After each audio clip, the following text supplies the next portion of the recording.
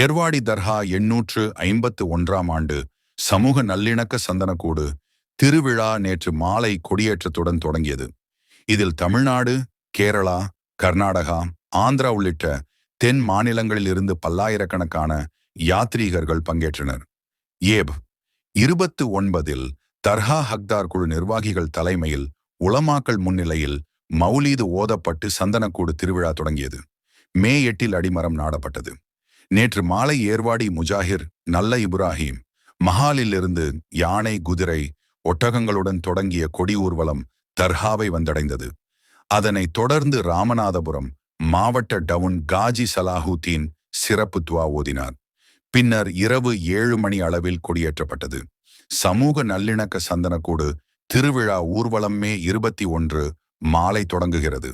நகரின் முக்கிய வீதிகளில் வழியாக சந்தனக்கூடு ஊர்வலமாக வந்து மே 22 அதிகாலை தர்காவை வந்தடையும். அதையொட்டி தர்கா மக்பராவில் சந்தனம் பூசும் நிகழ்ச்சி நடைபெற உள்ளது. மே 28 மாலை 5 மணி அளவில் மௌலீது ஓதி நெய்ச்சோறு தப்ரூக் வழங்கப்பட்டு கொடி இறக்கத்துடன் விழா நிறைவடைகிறது.